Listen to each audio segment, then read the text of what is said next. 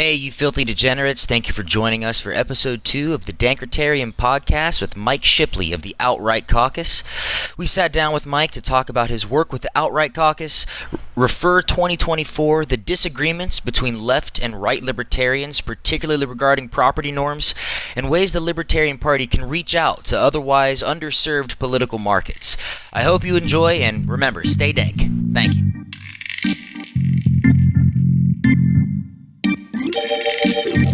Wanted to talk to you a little bit.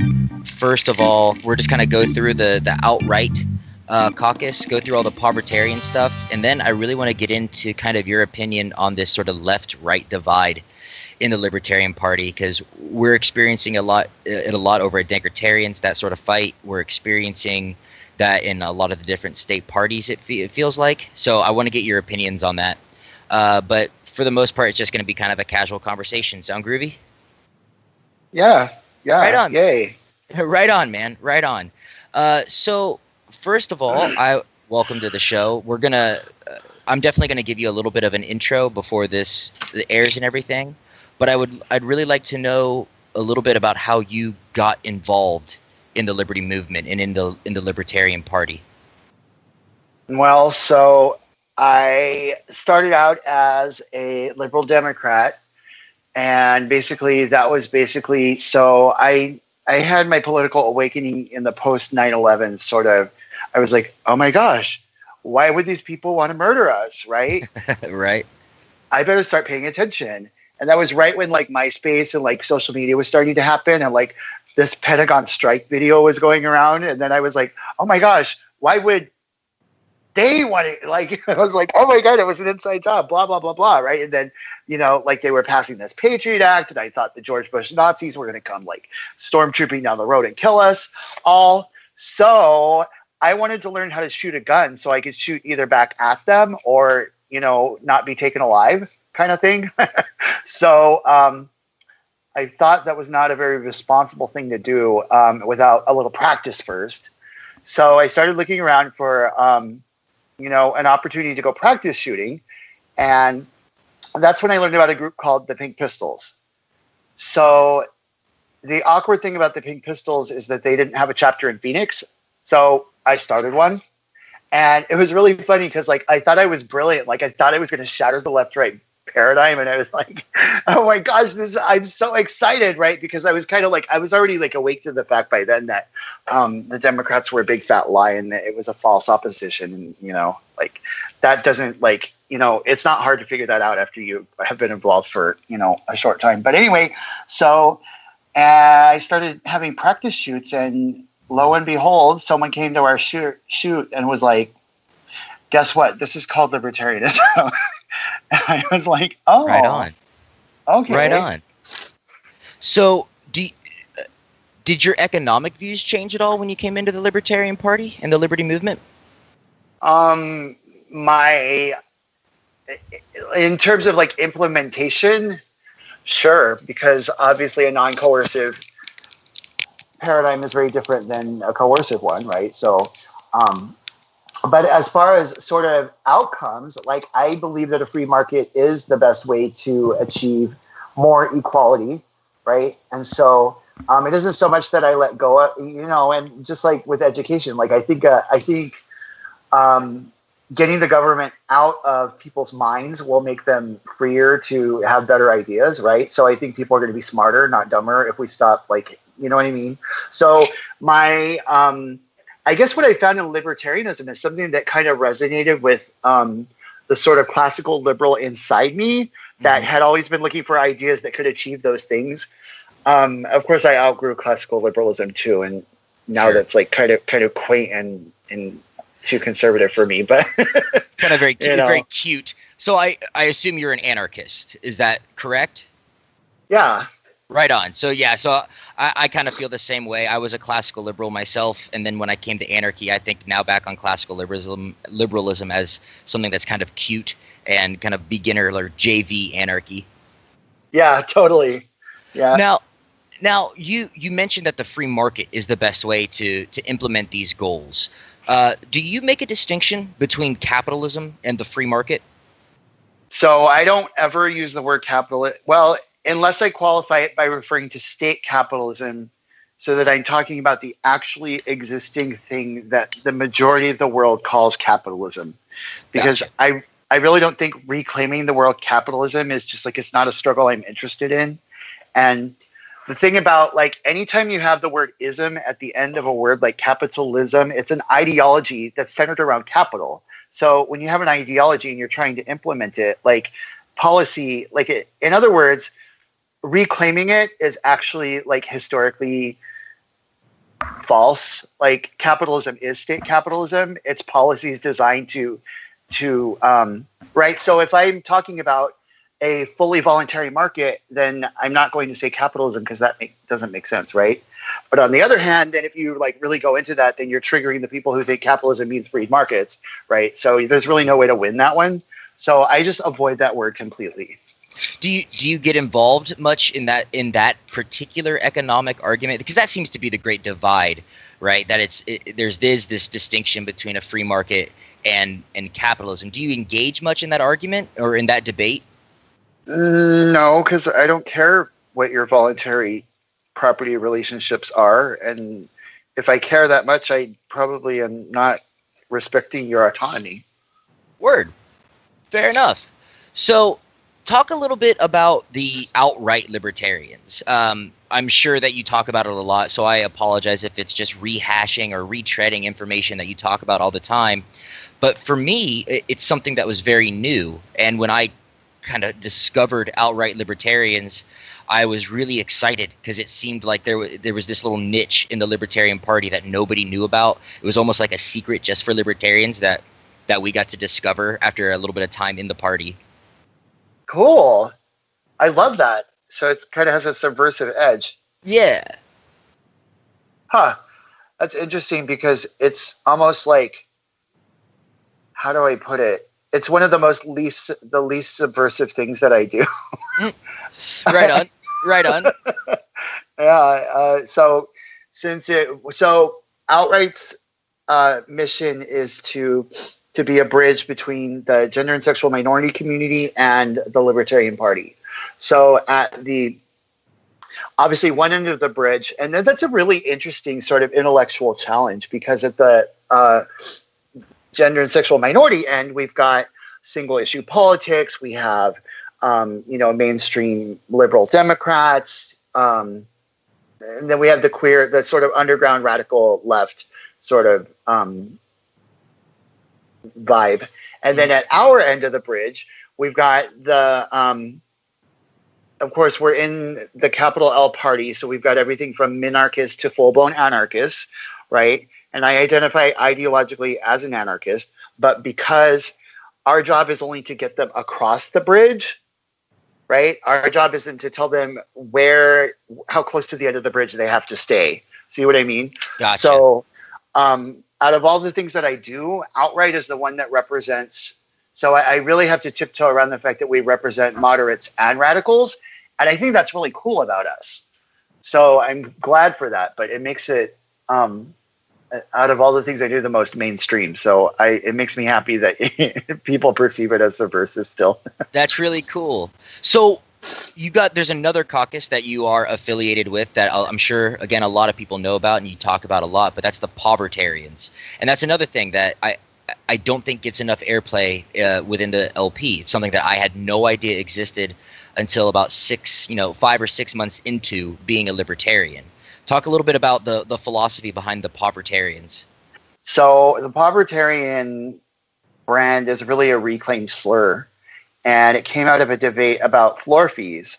So floor fees were the idea that delegates would be charged a fee literally to just come sit on the convention floor and vote, just to get through the door. So if you couldn't pay the floor fee, you would literally be barred from voting, which is completely abhorrent to the idea of, basically it's a poll tax, right? Mm-hmm. So you're telling me I'm going to fly all the way to whatever this place is, and then you're going to charge me money to go sit down and vote when I represent the libertarians in my state? And it was because the respectability culture, they want to have fancy hotels so that the world will think we're credible, right? And so they're saying that we want a free lunch, but it's like they wanted us to subsidize their fancy hotel. by charging us money. You know what I mean? Gotcha. So the chair of the LNC at the time, who was Jeffrey Neal, was using this word Povertarians to try to shame the people that were calling out the poll tax. So the Povertarian Caucus was established in 2014 at the convention in Columbus, where I circulated a flyer. And like, I had no idea what was going to happen. I just made this flyer and I thought, well, I'll just drop this little flyer bomb. And I don't know, I guess you probably, were you in Orlando? I was not. My first convention is going to be New Orleans. Awesome. So you will get the delightful experience of sitting at your little delegate seat, and person after person is going to come by and drop propaganda on your seat. Excellent. But that's like one of the things that people do is they try to organize in that space. So that's like, you'll have a huge stack of flyers, and the Povertarian flyer was one of those. And it said, bring your pizza money, meet in the lobby at this time, and we're going to have a pizza banquet. And it was basically like, we do it. The tradition now is that we like time it to be opposite the like fancy dinner plate banquet. Like they have this really hoity-toity like dinner. And so we do the Povertarian banquet, pizza banquet at the same time. And we literally just pool money in the hotel lobby and we throw this giant pizza party. Like people leave the fancy dinner party to come to our pizza party because it's so much better. Right on. But what we realized once we got together is that there's a lot of opportunity because there's a blind spot where the party, so they bring like sort of this conservative right-wing poor shaming, very centered on the entrepreneur, rhetorical approaches to property issues. And they really don't look at things like the power of mutual aid, right? Because we have to poor shame people. So we can dismantle the welfare state, but we can't really talk about how, mutual aid as a direct action is a superior solution, right? And things like that. And then what that has morphed into, especially as like left libertarianism has experienced kind of a renaissance in the party, is that it's carving out a space where we can, have a dialogue about property norms. And I think that's a really cool development. So we'll see where it goes. We're working on the website right now, which is like, we've been working on it for a long time, but it's actually almost done. Right on. Right on. Yeah. So you mentioned property, and you mentioned a couple things that I want to touch on. You mentioned on what you're doing that's subversive, but before that, I want to get your basic thoughts on property. What you talk about, these discussions you have on property norms, and it seems as though you take a different position than the mainstream of the Libertarian Party on property. What is your position on that? I wouldn't say that. I would say that I'm alternative norms curious. Okay, right on. But honestly, what it is that, so how do I explain this without triggering people? Oh, fuck it, I'll just explain it. Trigger away, brother, trigger away.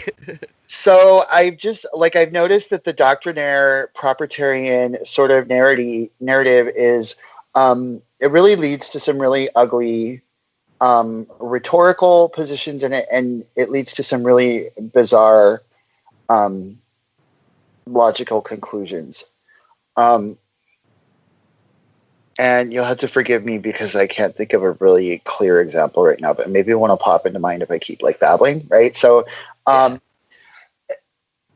conveniently, as I was noticing this, like the whole poor shaming thing, like I can't, right? So, but my job with Outright caused me to need to find ways to present libertarian ideas in a way that are palatable to a left-wing ear, right? And actually, I'm a survivor of homelessness myself. So like the winter that Occupy was happening, I was literally homeless. So I went down there to sleep with the Occupy liberals. No shit. I was like, they're sleeping in the park. Cool. I get to do activism again. And it was kind of like a thing where like it helped me re-enter society because I remembered that I had, I don't know, anyway, that's a more personal stuff than. I'm interested to hear it. Whatever you want to talk, but I find that fascinating that you were in the Occupy movement during that winter. Maybe not in the movement itself, but you were in close proximity to it. Yep, I was there at Occupy, and so what happened when Occupy, after they swept the public parks, Occupy was fragmented. And by this time I had found recovery and I was in housing again. Okay. And so I was connecting online with some of the same. Actually, I lived in one of their homes. One of them took me in. Wow.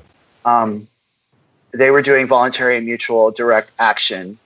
Mutual aid as a direct action, right? So they were giving the private charity that libertarians talk about but don't actually do. So anyway, what I learned in the aftermath of that is that they were fragmented between radicals and reformers. And the radicals formed what became the Valley Anarchist Circle, and I'm still connected with some of them, so radical leftists. And then the reformers were more like electoral politics, sort of like progressive Democrat, what eventually became like Bernie types. And so one of my first like actions as an activist re-entering kind of the space was like, okay, let's attack the urban camping law, because I, as a homeless man, was like arrested in the parks over and over and over again just for sleeping. Because guess what? Humans don't get to stop sleeping, right? Well, it happened to be the same law that the Occupy, like that's the same law that they used to clear the parks. So it makes a really good issue for it's a crossover issue because it had to do with how their people's movement was suppressed and shut down, right? But it also had a social justice angle, right? Because actual human beings, the force of state is being used to interfere in the lives of homeless people, right? I'm being dragged out of the park by force. And I don't know if you've ever woken up human before, but you usually have to pee and poop right away, right? when you wake up with a cop in your face, you don't get to do that. So it's really humiliating. They'll put you in the car if you poop and pee in their car or anything like that. Like, I mean, these are things you don't think about unless you've lived on the street. But it's and then they drag you away and they keep you in a holding cell like that for like hours and hours and hours. Or they humiliate you by making you take your clothes off and just sit in there. I mean, like, it's really disgusting what they do to, but anyway, I'm totally digressing, and I haven't told all of the stories in a single podcast for quite a while. No, you're absolutely good. I find that fascinating because it seems like that's a position where the left, the mainstream left in American society, and libertarians, we ought to agree on that every single time. This is clear oppression by the state, but we don't hear this story very often. You mentioned this sort of renaissance of left libertarianism. That's fascinating to me. What is a left libertarian? What distinguishes a left libertarian from a right libertarian? Well, I can't say I'm the spokesperson for left libertarianism. Sure. What I just sort of tell people is that a left libertarian would be a lot more comfortable questioning property norms, examining different ways of looking at property. What is the role of a land title, right? Because it's granted by the king. So the king decides who can own land and who can't, right? Mm-hmm. And so in American state capitalism, we have a modified form of that where the state grants your land title, and supposedly it has to do with the transfer of ownership. But like the original ones are by fiat, right? Like we didn't actually, like we just came here and we wrote magic pieces of paper and they said, this is our land and we're going to start buying and selling it to one another. But like its root, the root was it was extracted by force, right? And then we pretended to use like constructs about homesteading to like say that we mixed our labor with it. And, I'm kind of digressing from the point, which is that like a left libertarian would be okay examining that. Like, it's okay.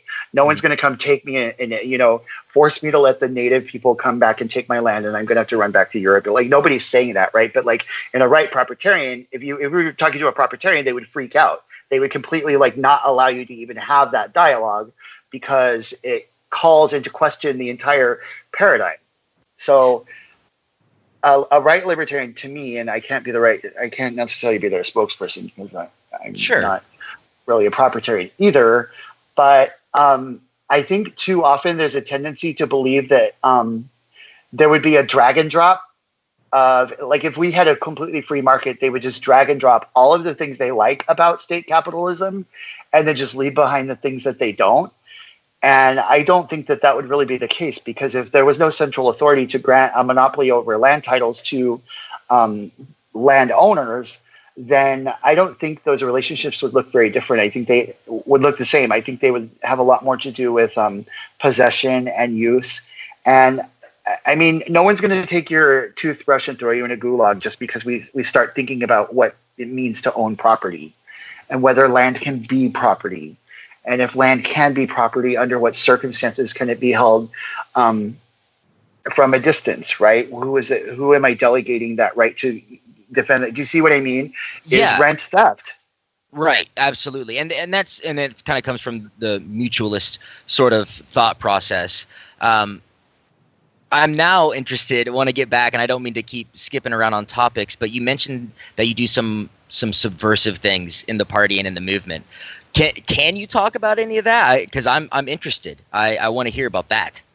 Well, I think, first of all, for a so-called subversive, I'm not really that.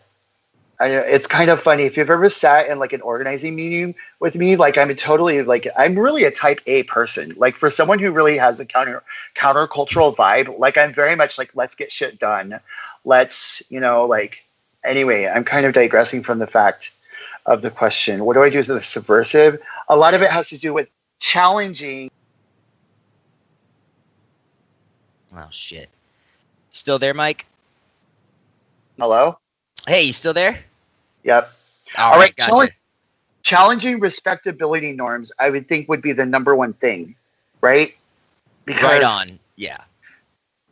And this kind of flowed out of my work in Outright too, is that I noticed that if I'm not allowed to talk about transgender people, and actually respectability is a problem in the LGBT, the larger mainstream movement as well, right? So basically white cisgender homosexual men are a dominant culture within the greater movement, right? So they get to decide that trans people or queer people of color or bisexual people can be erased. And there's a huge problem with that. And so what we're doing as outright libertarians is we're looking at this collection of issues that are being pushed out, and we're going, okay, that's our fertile ground to recruit people that aren't being served by the mainstream left, right? Those are the people that are being disenfranchised. That's the low-hanging fruit for us. But in order for us to bring that low-hanging fruit into, and I don't mean to refer to human beings as low-hanging fruit, don't get me wrong, but in order for us to recruit them, we need to lift up those issues, right? So the radical fringes of the queer movement are the people we want to bring into the libertarian movement. And meanwhile, we're in an environment that's infested by right libertarian cultural conservatives, where me even being a gay white cisgender man is considered like they want Starchild to go away because he wore fairy wings. I mean, if that's your idea of audacious, then Starchild is pretty audacious, right? But for them, I'm kind of rambling on, right? So I observed that. Okay, I'll give you a perfect example. Yeah. There's a girl named Jessie B, and she was a teenage, she was a runaway. She was like 15 years old, living with a mental illness. She was experimenting with drugs. And this much older man, like in his 40s, was giving her heroin and whatever they were doing. He was into getting choked. Okay. Well, you can't just so and bondage, domination, sadomasochism, those are not things that you do. Like they're based on trust, right? So normally in a healthy, consensual, risk-aware context, you will have had a dialogue with your partner. Okay, what are your limits? What is the safe way to do this? How are you going to signal me when your limit has been reached, right? What is our safe word? Well, choking is a really advanced, like asphyxiation, that's a really advanced thing, right? So basically, he didn't tell her that, okay, I can die from this. And for two, if you have even a safe word, like you can't say a safe word when you're getting choked. It's hard to talk when you're being choked. Right. So you need some other kind of signal. So he didn't train her for that. He just said, "Choke me, baby," and he died. Holy shit. So she panicked and fled the scene, right? She's doing 10 years for murder now because they went on TV. They called her the teenage goth killer. They used the fact that she had blue hair. They told the jury that she was a Satanist and all these different, like, all of this playing on sort of stereotypes about an identity and a characteristics and, you know, somebody that didn't fit the model of respectable culture, right? And so those are the kinds of issues we're speaking to. How does the state suppress kink behavior? How does it criminalize what was really a consensual act? How did it take his choice to die and pin it on her, right? He's the one that didn't, for one thing, he lured her in. Anyway, I'm digressing. He was the predator, right? So for us to take an issue like that, and this should be a natural libertarian issue, of course, she's doing murder unjustly.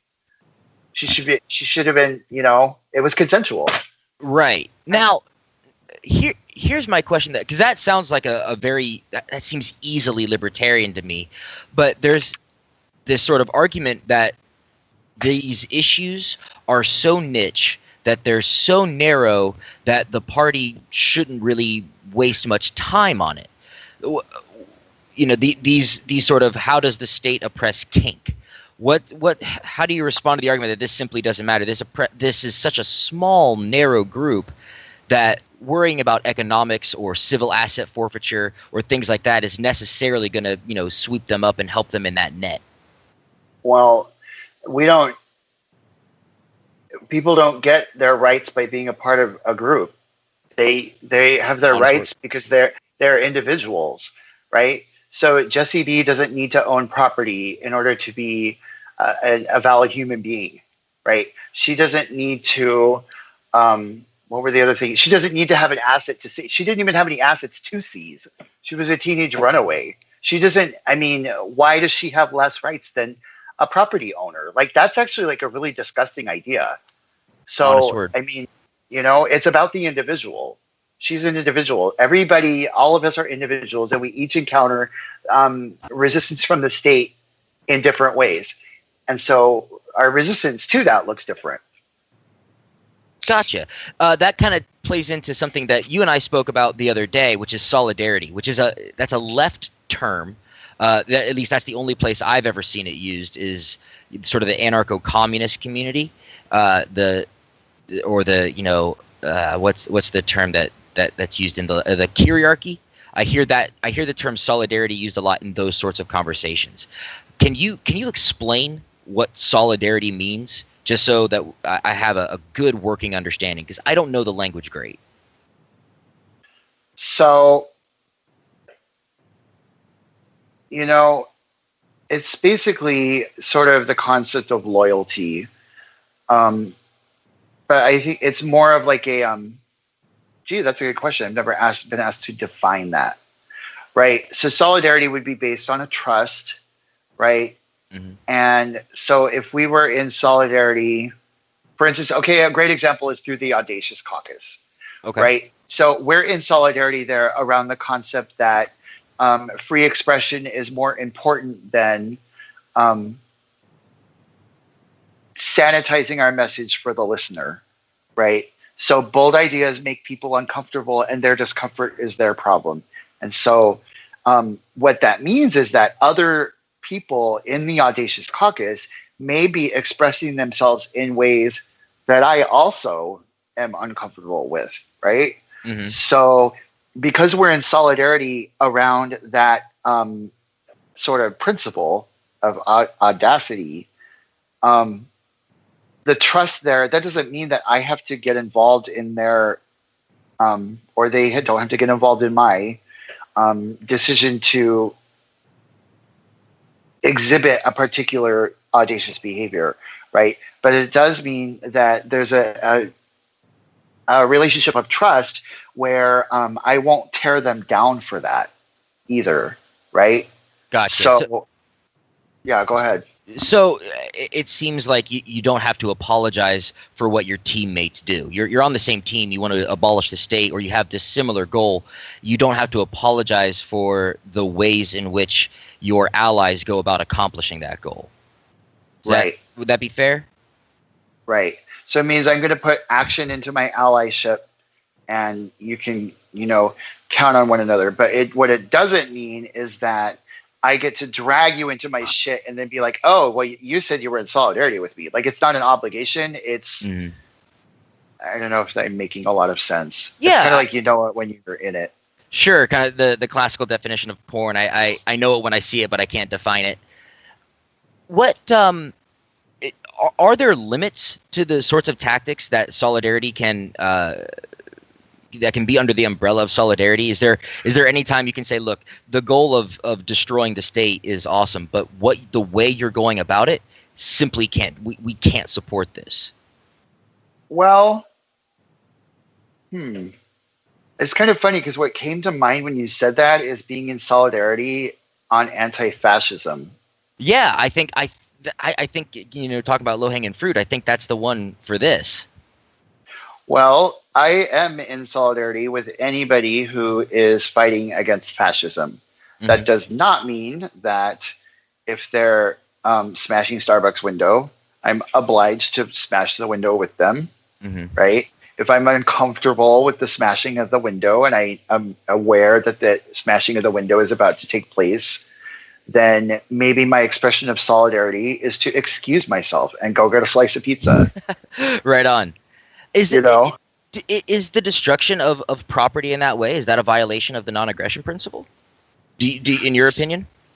Well, I think we paint with a really broad brush when we try to corner people with a yes or no answer on that. Sure. Because I think that different people perceive the immediacy of the threat of the imperial police state in different ways. And we are each coping with that reality in different ways, right? So where I see the tipping point between self-defense and an initiation of force may be different than where you see it, right?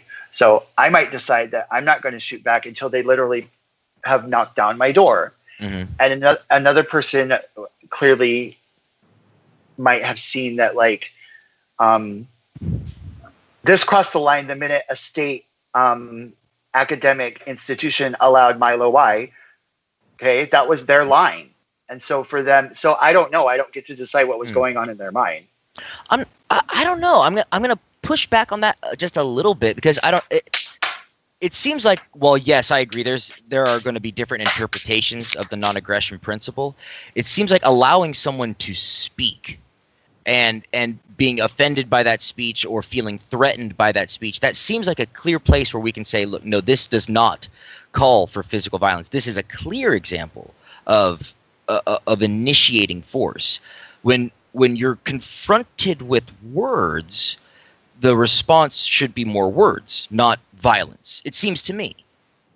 Well, yeah, so you get to decide for yourself that in that case, you're not interested in initiating force. Mm-hmm. Right? Sure. But we can't decide for them. So just think about this from another way. So this is a state academic institution, right? Okay. And the state apparatus is basically, so the state apparatus was allowing this fascist voice to stand on a platform, and they were using the force of state to lift that up, right?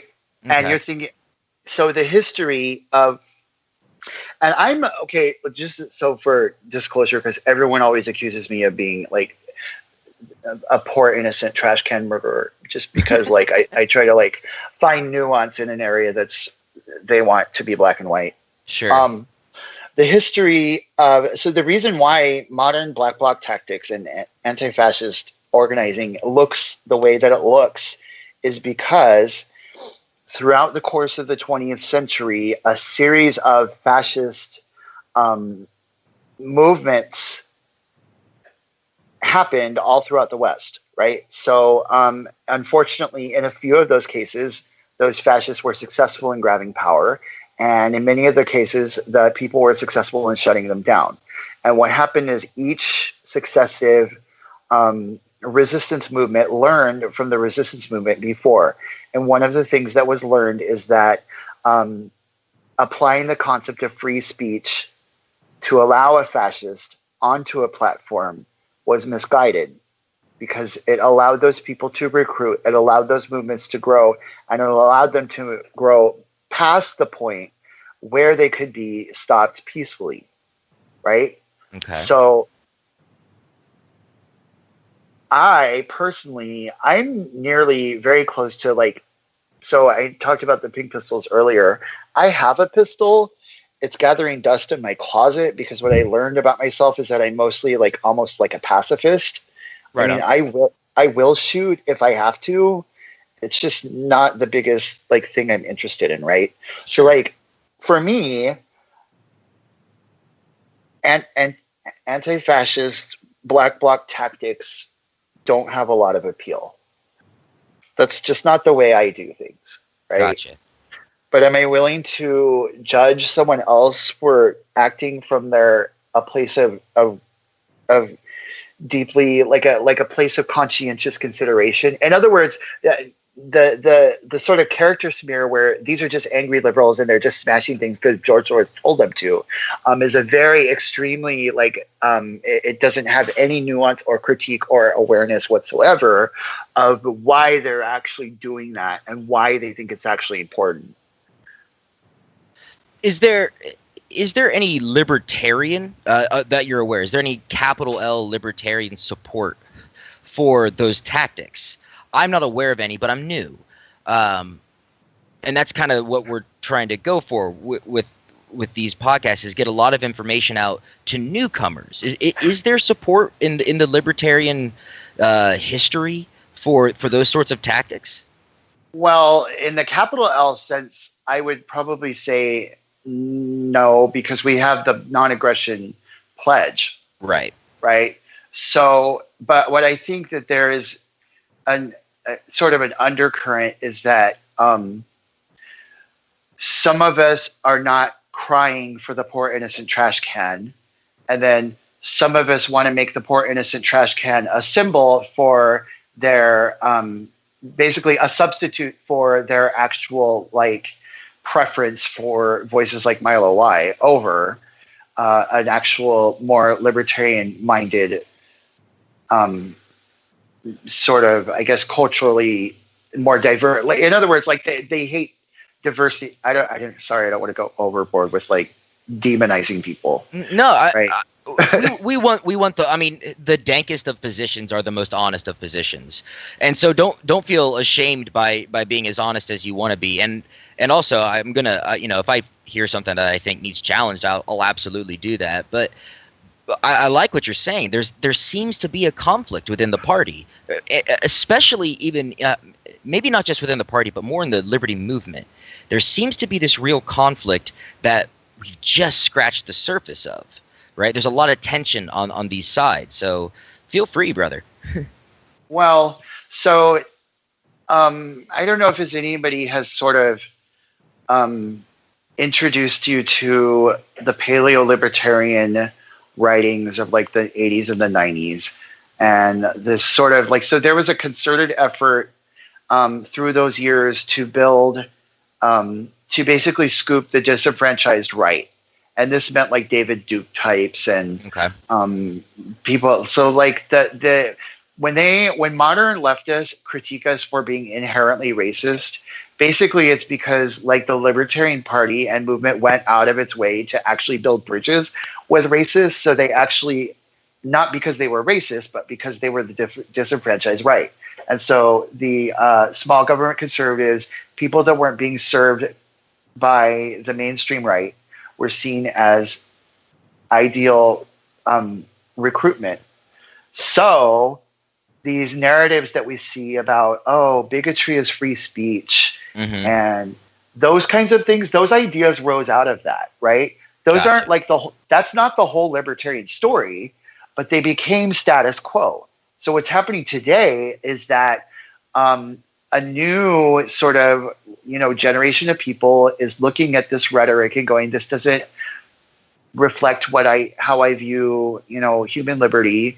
And I'm looking at the alt-right and I'm going, okay, these ideas have produced something so disgusting and dangerous that we have to find new words to speak our ideas, because the people we've attracted are not only dangerous, but they're destroying our brand. Yeah. Right. Yeah. So that's the tension. That's the tension. So decades of status quo narrative are being now challenged and dismantled by a new generation, and that's creating a lot of tension. So why is it then that if this sort of recruitment effort that you're talking about to incorporate the disenfranchised right, the people that maybe weren't served by the Reagan or Bush administrations, why do they persist in the Libertarian Party? Because it seems obvious to me that the alt-right has nothing in common with capital L libertarianism. I think one can make the argument that maybe a sort of a Hoppian libertarian perspective might fall in line with the alt-right, but it seems pretty clear to me that the alt-right has nothing to do with capital L libertarianism. Why does it continue to grow? Is it the fault of the Libertarian Party? Have we simply not made enough of a distinction between ourselves and their positions? No, I think that for one thing, libertarians are lazy, so they just want to keep reaching out to small government conservatives because that's the only thing they know how to do. And so they're comfortable doing that. They don't want to go outside their zone, and they don't want to have to talk to liberals because right. We're all going to turn communist if we say the word trans or something. And then, well, I think that's a large part of it. Oh, and so everybody wants to grow. Everybody thinks growth. Well, not everybody, right? Mm-hmm. Some people think growth is more important. I want to grow too. I just want to grow at a rate that's sustainable ideologically, right? So that means as we are bringing people in, onboarding them, we need to educate and introduce them to, the full scope of our ideas, right? And give them time to let go of their old ideas, right? Because if we are overwhelmed with too many statists at one time, or too many cultural conservatives at one time, or even too many too many Democratic voters at one time. If there's a majority of them in a convention ever, we're screwed. Right. So you're calling for essentially a balance here. You don't want too much of the sort of the disenfranchised left. Don't want to make the mistake that the Libertarian Party made in the 80s and 90s, but you want to kind of balance out what the party has. Would that be accurate? Yeah, I think balance would be a good thing. And I tell this to anybody that's new, and so one of the things I do for the state party is I chair our volunteer coordination committee, and I produce a monthly sort of workshop seminar thing called Libertarianism 101. And I introduce them right away to the idea that there's all these different sort of ideological frameworks on our table, and that I encourage them to explore all of them, right? And don't be afraid of the cacophony of libertarian spaces, because it's a signal that you're in an intellectually diverse, very healthy, resilient space where ideas are honored and cherished for their own sake, right? So the fact that we experience, infighting, I don't think that's a bad thing. I think it's a signal that we are healthy. And that's the thing, though, man. This sort of infighting that we experience, it seems to damage not really our brand, I don't think, but it damages, I think, a lot of our electoral success, because I think there are good candidates who have solid platforms that are digestible for their demographic, and they kind of get turned off once they get into the party and they see that even at the state level, you've got these sort of faction wars and infighting all the time. We always seem to have our guns pointed at one another instead of at the Republicans and Democrats, except for once every 4 years. Well, I think I'm questioning whether I think the perception that somehow these are guns. I mean, they're just ideas, right? Mm-hmm. And let's see. So, for example, when we had Bill Weld. So for me, something that was really disturbing was when he came out in favor of the TPP. Okay. Right? That's a really dangerous thing to be wrong on. So global centralized crony capitalism, like, I'm not okay with just pretending like that like speaking that and calling that liberty. Like, that's dangerous. And it does need to be called out. I would be calling it out if Hillary said it. I would be calling it out if Trump did it. It was incredibly awkward that Trump was right on TPP and our candidate was wrong, right? So sure. That was perceived by the sort of, like, I guess we're supposed to be loyal to the candidate no matter what. And I did bite my tongue so much during the election, and I was, I thought the best I can do is not work against this person. Right. But, like, that was, how do I put it? So the criticism was, oh, you're tanking our candidate. And it's like, you must think I'm way more powerful than I really am. I was like, sure. One person that wants the TPP gone cannot tank a candidate. Or telling other libertarians that the TPP is a bad idea. Like, it wasn't my fault he said that. How does that obligate me to, like, not point it out? You know what I mean? Now, if I were to, how do I put it? Well, that's my whole thing. I'm never not going to say the TPP was a bad idea. For sure. So, do you have any experience working with, like, local candidates or local campaigns or state level campaigns and candidates? Sure. So right now I'm running a referendum campaign. Right on. Yeah, it's Refer 2024, right? It's Refer. Refer. I'm sorry. I see REFER. I can't help myself. Everyone thinks it means reefer. I can't help myself, man. So I think back to this idea about growing and so I think it's possible to speak a very empowering and sort of, like, I think it's possible to paint a vision for the future that is beautiful and which actually is ideologically compatible with libertarianism without sacrificing and speaking. So for one thing, okay, here's a great example. Last session, we were asked to, and this was a huge deal when, I don't know if you remember when Van challenged the chair of the party to a debate over the marijuana law that was being passed. Who did that? Van Gautier, who is now excommunicated from the party because he busted the chair out for a drug deal. I am unaware of that. I didn't. Well, wait a minute. I think I do remember this. I think I saw something about this on Facebook. I'm sure you did.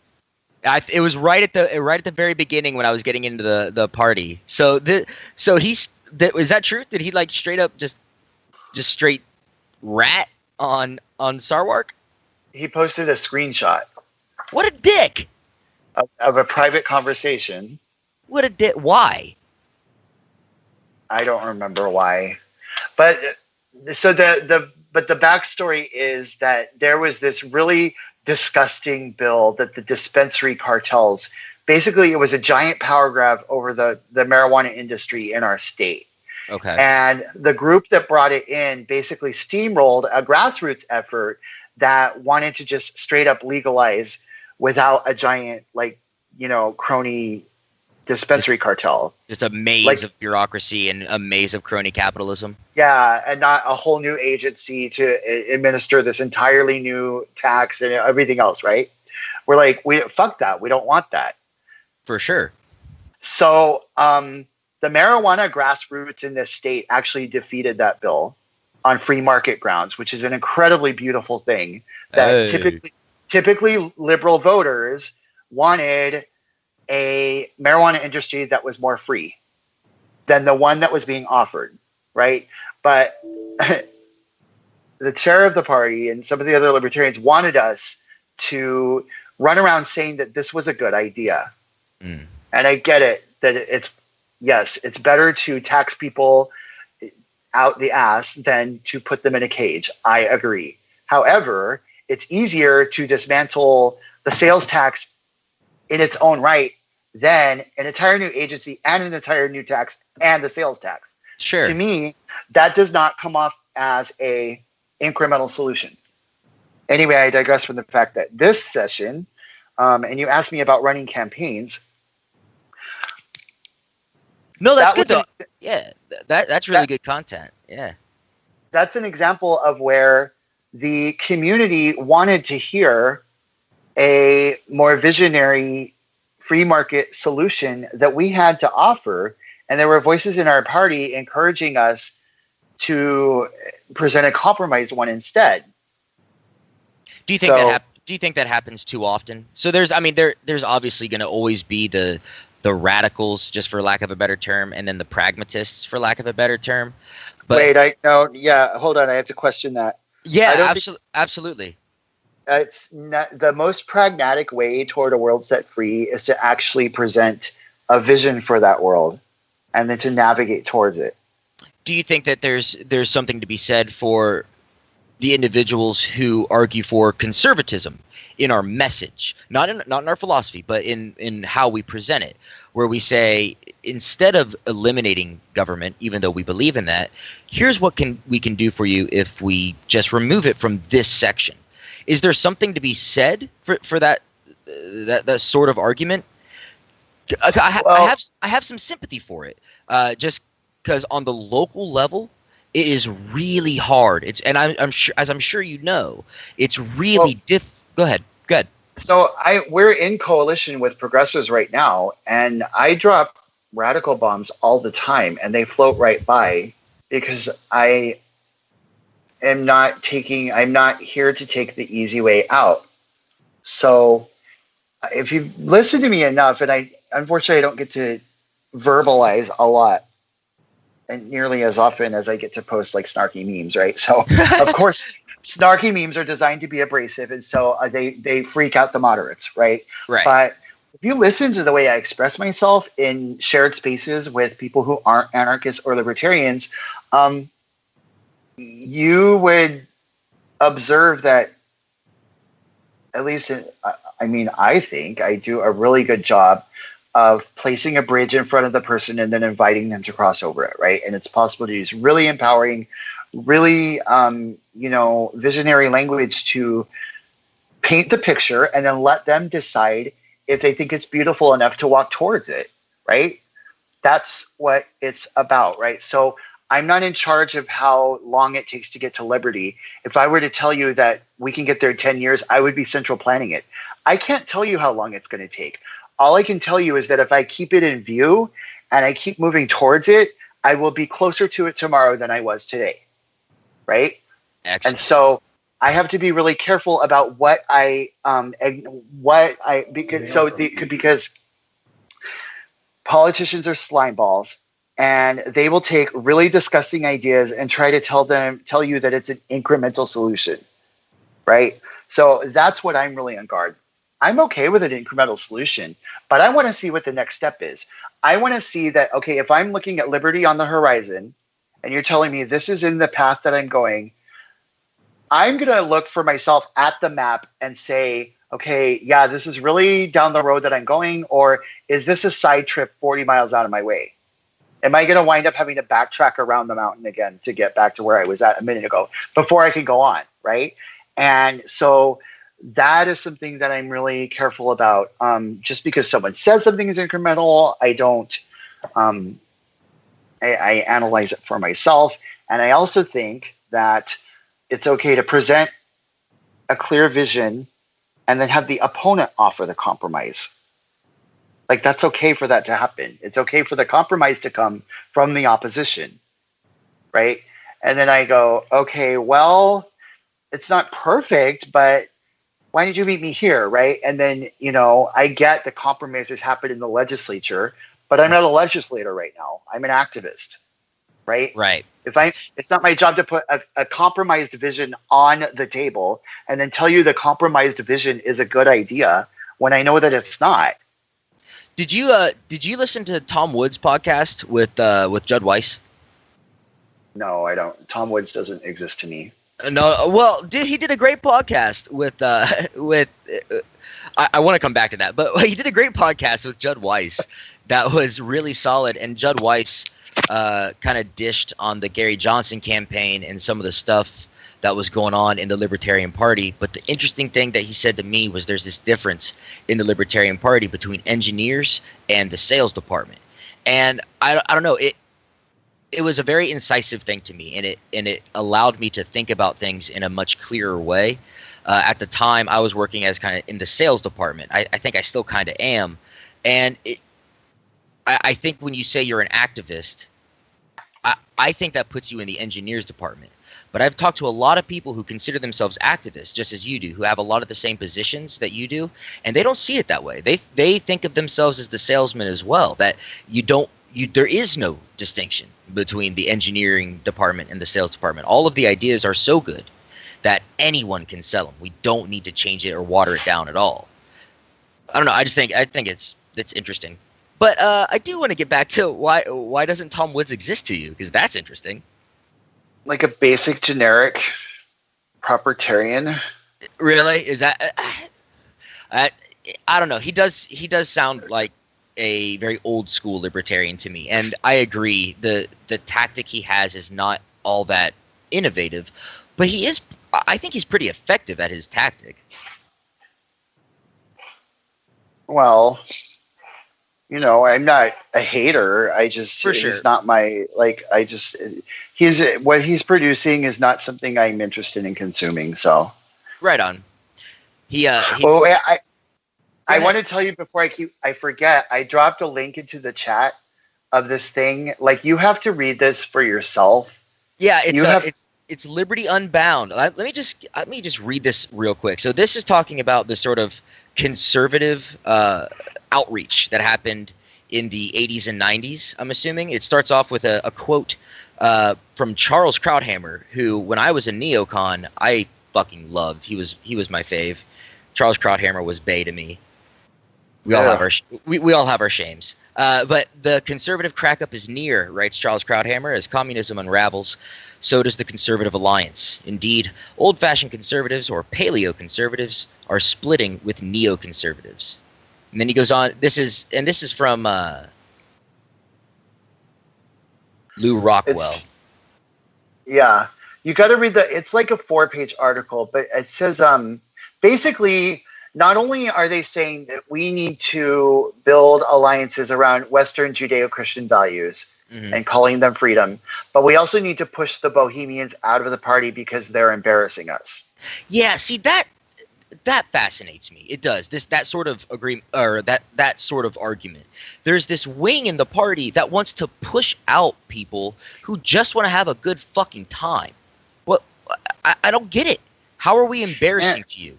We're the Libertarian Party, not the Libertine Party. Yeah, fuck that. Libertines can be libertarians too. By default. And second, like who doesn't like to catch a good buzz?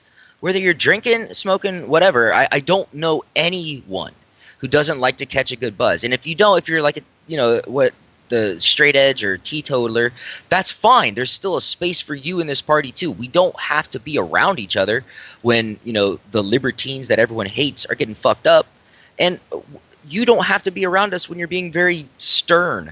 I don't know. Well, sure. How are we supposed to speak to things like the drug war if we're not coming from a place where we respect and we're willing to normalize these consensual behaviors, right? If I'm not able to say, okay, guess what? Somebody can use recreational heroin and they're not harming you. I believe in recreational heroin in a very matter-of-fact way, with no sense that I've just said something like that I should be stigmatized. If I can't say that, right, then I'm not going to be able to dismantle, the prohibition on heroin. What sort of freedom party would think that proposition is radical? This is A paleo libertarian one. A paleo fucking libertarian would. I don't get it, man. And here's the thing: I've got a lot of friends who want to push that element of the Libertarian Party out. I don't. I want those people to stay in because I know people who are not libertarian and they are straight edge. I just don't know people who are libertarians that do that, but I know Republicans who do that, and on every single issue we agree except for this respectability politics thing, and they think we're unserious. I think that's too dismissive.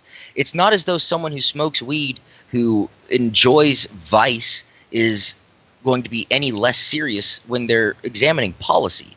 You know, I'm not going to be fucked up. I'm not going to be fucked up when I'm writing a campaign speech. I'm going to be fucked up in my off time. Well, that's kind of what I was telling you earlier. Like, if you've ever sat through like a business meeting with me, I am really regimented. Like, I have a really solid like work ethic. Like, for whatever countercultural vibe I have going on,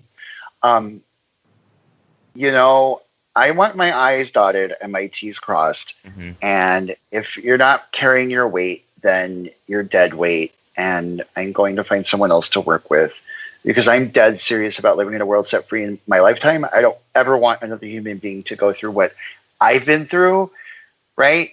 But having said all that, I don't think there's anything that contradictory between that and acknowledging that human beings exist who aren't as interested in sitting through business meetings and dotting all their A's and crossing their T's. Like, that doesn't come naturally to everybody. Not everybody in the world is a type A personality, and they don't need to be that in order to be worthy of their own freedom, right? Like, nobody's less than their freedom just because they don't organize the same way that we do, right? So if I'm a moderate and I think that sitting around in a tie is going to set me free, okay, do that, but don't like try to hold me to your standard. Like, it's kind of funny. I heard myself saying the other day, because I'm having to go speak in front of audiences. So I'm getting a little bit more self-conscious than usual, because in libertarian spaces, everybody knows my thing. But like when I'm speaking to strangers, I feel like there's an expectation that I'm going to show up in a suit. And I had to tell the people I'm working with, like, if I started wearing a suit, my brand value would go down. Right. Like, it's not who you are. It's not who you are. It's not who I am. It's not who I am. Like, I can't do that. Do you get it? Like, I would lose respect by doing that. And so it's all very, very relative to where you're at in the movement. And I think we all have value. We all bring our own thing to the game. What do you think about actually purging that element of the party? Like, actually picking the fight with these sort of, I don't know what word to call them, but maybe Puritans, who or paleo libertarians, as you suggest. Like, is there a benefit to openly calling them out and saying and trying to push them out of the party? I don't know if there are any of their other like substantive disagreements that I might have with them. Would you describe? I'm trying to get an example of a paleo conservative. Or a paleo libertarian? Would you describe like the Liberty Hangout crew, or what's his name? Chris John Cox. Are you familiar with his writing? No, Liberty Hangout is like a bottom feeding. Yeah. No, I don't. I wouldn't have even read their stuff. Dude, I did once. Libertarian Hangout has been coming after Dankertarians, and Dankertarians has been going after Libertarian Hangout, and it's an interesting. I think it's an interesting fight that's going on, because it seems like at this very low level. I mean, shit. What are Dankertarians? We got 5,000 likes on a page, and what the fuck is Liberty Hangout? It's a Facebook page. Like, but there's this really serious argument that's going on between the two sides, and we're really fighting and beefing. But like, it's just like nothing on that page is libertarian. I don't see it, and I want to talk to him, but I just don't see it, man. Well, so you asked, is there any value to pushing them out? So I was just on a panel about making physically removing, so to speak. Right. The helicopters out. I think it's important to keep the scope really focused on what is actually dangerous, and what is just something that education and familiarity can work through, right? Because I think there's a significant number of people that have been influenced by the paleo-libertarian narrative, just because it's the predominant sort of rhetorical approach. But that doesn't necessarily mean that they themselves are, that they really find the Bohemian faction such a real hindrance, right? Like, a lot of people are groovy, even if they themselves are straight list. You know what I mean? Gotcha. Makes Yeah, sense? Like, sure. And so, for me, the part that's important is where there's an undercurrent in society, in the big picture sense, of where we're seeing a resurgence of ideas that could very well morph into an actual fascist regime. And we're looking at historical circumstances that parallel what we saw in the early 20th century in Germany, like a financial crisis, and people are very distressed by and a cultural, religious minority kind of thing, right? Like, all of those elements are there, right? So we're in this time where if these people are successful in packaging themselves as a voice for freedom and then stepping onto our ballot line, like, our ballot line becomes a deadly weapon. And I'm not interested in giving our ballot line to the next Hitler. Like, I don't want to be a part of that. I don't want my hands bloody with that.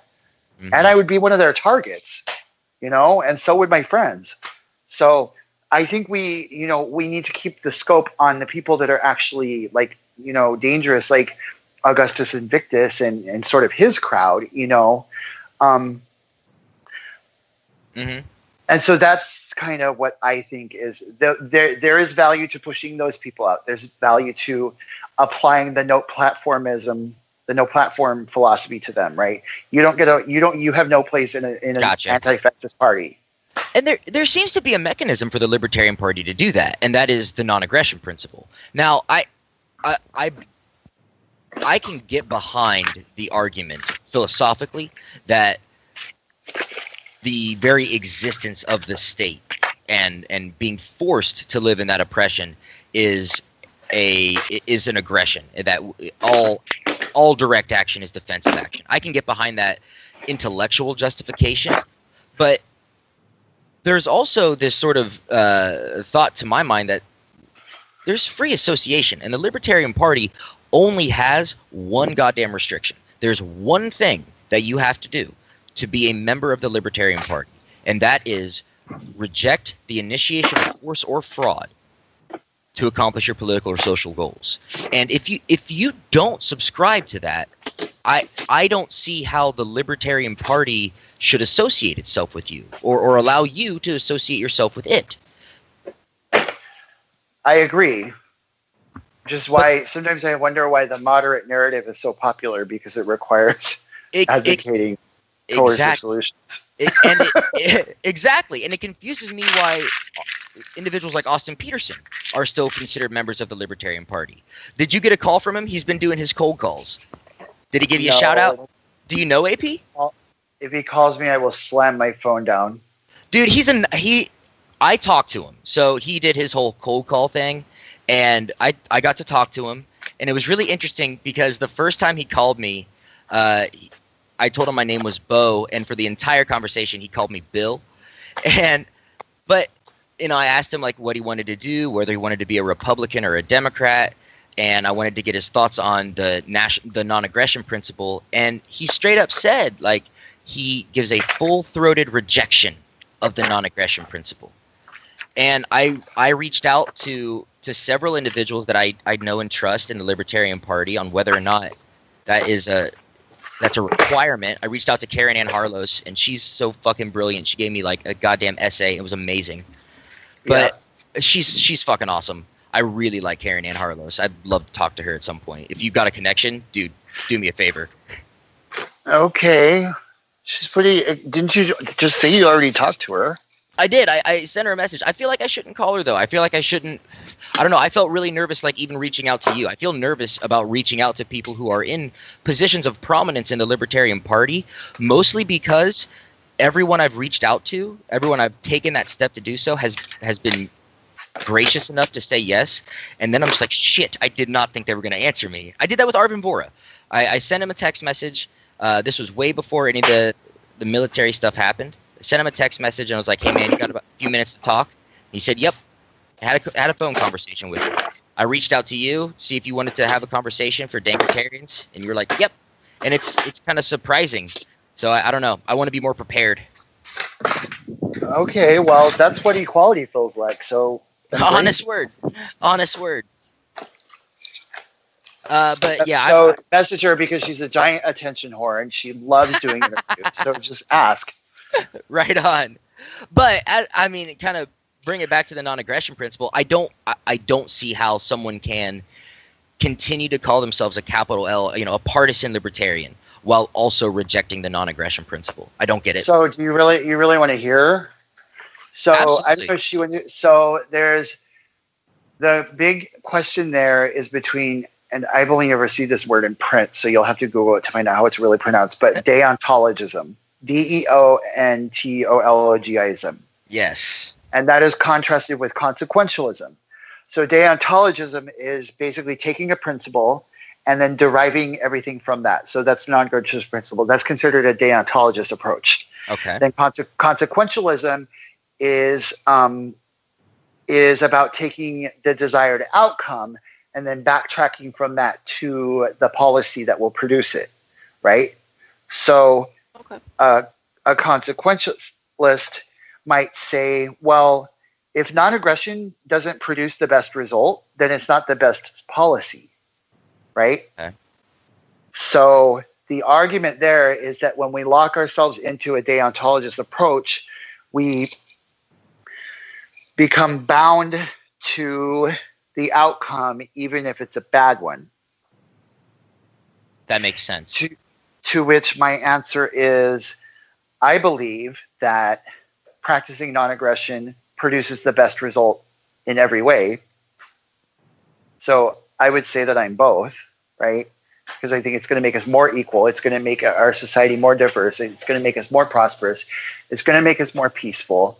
It's going to dramatically reduce the amount of violence in our world. And all of those are good things. Do you think that, because that difference is fascinating and in many ways over my head. Karen Ann sent me a link to something that kind of went into that distinction. And it's fascinating, man. You explained it really well. I appreciate that. That gave me a lot of clarity. But I keep coming back to this question of whether or not that debate matters to the restrictions that a private enterprise places on its members. We can have the philosophical argument when you talk about consequentialism and maybe rejecting the NAP. I think of Hoppian libertarianism. We can have that philosophical discussion within partisan bounds. But if you practically reject the non-aggression principle, if you flatly reject it, you have broken the only rule that the capital L libertarian private enterprise has established for its members. This seems rather obvious to me that these individuals aren't libertarians in the capital L sense. Well, sure. So the capital L party has defined itself as a based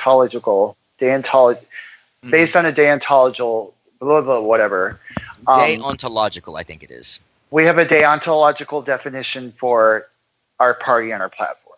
That's not even controversial. Karen has proven it so hard that like the ground is still shaking. Like space-time warped around how hard she proved that. Right? Fuck yeah. But in the larger sense, that's the argument. And it almost comes out of sort of it kind of comes out of the pragmatic desire to really find ways to connect with the public. The majority of people don't think in very abstract ideological terms, right? It's hard to, so with the non-aggression principle, we're introducing them to an axiomatic idea, and then we're asking them to derive everything from that. It's a very logical, there's a visionary, there's a creativity and an imagination kind of behind it, right? But at root, it's a logic, right? And most human beings aren't logical. or they don't have time to analyze logic, right? And they're not interested in analyzing logic, right? So for the average person, a consequentialist rhetorical framework can be valuable. But I don't think that means we have to abandon non-aggression. I just think that it means that you have to meet the listener where they're at. And I don't understand why that's supposed to be rocket science, right? Yeah, like, I think Larry Sharp does a really good job at that. With his, I quibble a little bit with his 80-20 rule, but I think his 80-20 rule is a really effective messaging strategy. Where if I agree with you 80%, I will agree with you or whatever. Yeah, if we agree on 80%. Yeah, if we agree on 80%, then we need to work together. We can ignore the 20% and we can get there later. But if we agree 80% of the time, we're allies. We need to work together. Well, I don't know. I think that's how the alt-right is recruiting out of us. Because, look how close we are in so many ways. That's possible. The only thing we disagree on is ethnic cleansing. Oh, shit. Yeah, I mean, that is the danger. That's certainly the danger. But I think that the alt-right, because those individuals exist, the white nationalists, the ethnocentrists, whatever they want to call themselves, the racists, those individuals exist, but I think they are a striking minority of the population. And the vast majority of people that the 80-20 message reaches are good and fair people. Good and fair minarchists, you know. If you want to put an intellectual title to it, it'd be the sort of, you know, the followers of like Nozick and Locke, people that believe there ought to be a government for X, Y, and Z reason, but give them 6 months, they'll be an anarchist. I think that the majority of people he's reaching with the 80-20 is good, solid people. It's our job to weed out the alt-right, the white nationalists. Well, sure. So, I'm totally on board with the idea that it's our job to educate our newcomers. And the more newcomers there are, we just have to work harder educating them. Like, I'm not opposed to growth at all. But I feel like there needs to be a better landing zone. There needs to be a better landing zone for new recruits. We need a better training for being a libertarian. I think that's a good idea. We need to acknowledge that training is like the people that want us to just win elections. I mean, they're like shaming people who are actually like, I'm interested in internal party building and expanding the sort of boundaries and the contours of what people find inside the party, right? Like caucus organizing comes naturally to me. I like the idea of creating spaces inside the party where people can find their home and learn more about how they feel at home there, or however you want to put it, right? And the people that want to win elections say that effort has no value. Oh, you just want to be in a debate club. No, I don't. It's not that I want to be in a debate club. It's that I want to be in a cultural environment where I enjoy the company of my peers, right? And we're actually manifesting an organization that can achieve revolutionary goals. That doesn't happen when we don't educate our people about what those goals really are, what the vision looks like. For sure. Do you know C. Michael Pickens? I know of him. Pickens is good. I really like Pickens. Do you know about his fucking the Libertarian Leadership Academy? I do. Dude, it's tight. It's tight for real. And is it? It is. It is. It's fucking tight as shit, dude. He does these. There's a webinar every week. You can get into the academy. You get all these different modules. It's fucking tight. But he makes, I think, a valid point, and I think he's comfortable with me sharing this. He and I have spoken about being kind of a pragmatic radical, and I think you referenced that earlier when I made the distinction between the radicals and the pragmatists, and that's exactly what Pickens considers himself. He's a pragmatic radical, and there is this sort of movement, I think, in the liberty movement and the Libertarian Party to establish the infrastructure necessary for not just winning elections, but also solidifying party strength and making the Libertarian Party a strong new party. And it's that teaching, training, and coaching shit. And these are the things that I always think of when I think of the sales department. That's what I think the sales department needs to do. Because when we get on the Facebook arguments and there's this sort of the cultural argument that you're talking about, which is so fun and enjoyable, it bleeds over into people that just came into the party and who are 48 years old and they smoked a joint once about 20 years ago, and for the rest of their time they've lived a very mainstream American life. And coming into all of this sort of quote unquote radicalism or bohemian lifestyle, it can turn people off. I've seen it, you know?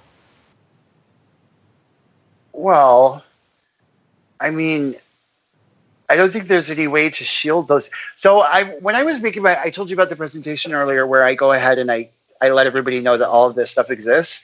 Right. When I was planning that out with a party newcomer, because I have a hard time. Anyway, I don't want to get I won't get bogged down into local AZLP politics, but we're having to rebuild kind of from scratch here. Anyway, so Dude, I was. Hey, real quick, if you want to talk about state politics, do so, because I just did an article on South Carolina and like that shit's popping off. Like state politics is interesting to the Libertarian Party. Like go down on that shit, dude, for real. Well, so yeah, the LNC intervened in our affiliate about 20 years ago and it never really recovered. No shit. And the really cool thing is now that, so long story short, I'm a state party officer now, so I can influence things in a way I couldn't before. So now I'm getting to do like infrastructural things that previously I was completely limited. And I think that's part of how I did find my way channeling it through so much caucus work, because there was nothing happening on the ground and no way to cause it to happen. Right. But anyway, so I'm planning this thing. I'm like, we need a new way to onboard volunteers. And she's like, okay, well, why don't we try an LBT 101 thing? I'm like, oh, you're brilliant, right? So we're making this presentation, and I go, well, should we talk about the Dallas Accord? Should I, right? Because this is, this would be good. There are people that wouldn't want me to tell the newcomer about this. And she's like, well, tell me about it. So I told her about it. She goes, you know what? That is so fucking cool. She goes, yeah. You know what I think about this information? She said, if there's an elephant in the room, you don't pretend the elephant's not there. You don't hide it behind a curtain and wait till it poops and everyone wants to know why it stinks. You put a bow on the elephant and you tell everybody how exotic and beautiful it is. And you own that shit. She said, put it in the presentation and present it as something beautiful. And that's how I got this narrative where I keep saying this over and over again.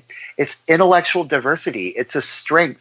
It's one of the most beautiful things about our party. It's a signal that you're in a place where we are continuing to manifest a bottom-up dialogue where everybody's voice counts. That's what that looks like, and it's an amazing, beautiful thing, right? So I forget why I started telling that story, but hopefully you got something out of it. I did. We were talking about oh shit, now I lost my train of thought. I need to smoke more weed.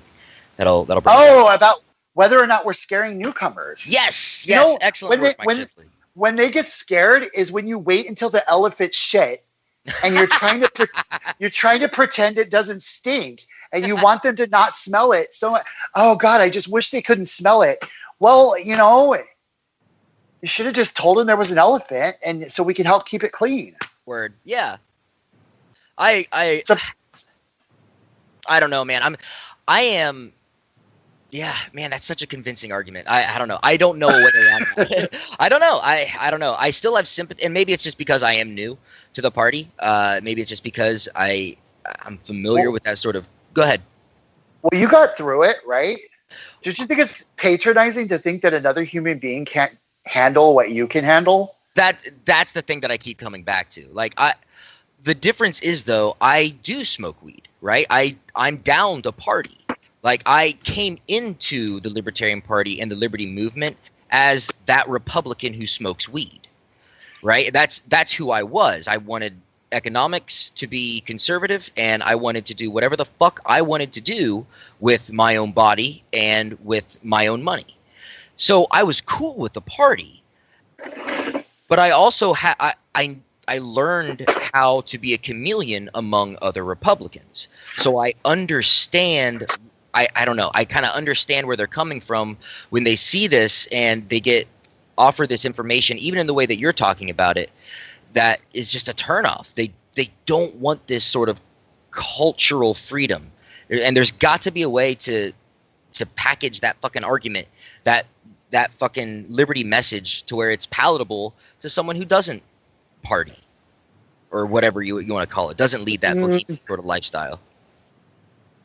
I just feel like the fear comes from a place where inside the party we know that all of these positions exist. Mm-hmm. But like, let's say I'm connecting with I'm on a podcast. Let's say I'm connecting with, you know, a local, like the PTA or something. Right. So I'm going to connect with them on a really basic thing. Oh, you know, they're controlling the kids, right? Why would pot or drugs even come up in that context, right? You know what I mean? So by connecting with them where they're at, and I'm talking to them about this thing that's not on the table at that moment, that doesn't even happen. For sure. Yeah, all right. That makes sense. So Adam and Ben just got here, so I have to wind it up. Yeah, that's cool. Oh, well, you know what? I've been wandering around the living room for like an hour now, trying to find the other. Oh, this is Novels. Hey, Hey, tell Adam and Ben. I don't know who. I'm sorry, I don't know who Ben is, but if you guys want to get on a podcast, look up the Dankertarians on Facebook page. We'd love to get you on. Love to get you talking. All right, but you're both invited to be on the Dankertarians podcast. Hell yeah! Hell yeah! He says. That's what we like to hear. Brother, I'll let you go, but let me ask you real quick. I want to get a real quick top 5 list from you. What are the top 5 artists that you're listening to right now? Talk to me about music. My top 5 artists? Give it to me. I don't do that anymore. I just tell Alexa to play music. You just tell Alexa. Oh, God damn it. Well, what? Who's your my favorite all-time musical artist is Madonna. Word, I can get behind that. Madonna's what's up. I can get behind that shit. Fuck yeah. Yes. All right, brother. I really appreciate you. I appreciate you talking to us, man. I think it's going to be a really great podcast. You're going to be one of the first. I think we've got 3 or 4 that are going to drop. So I'm really excited. Yeah, very, very gracious of you to come on, man. I really appreciate it. Yes. Thank you. I enjoyed it. All right, brother. Take it easy. Bye. Peace.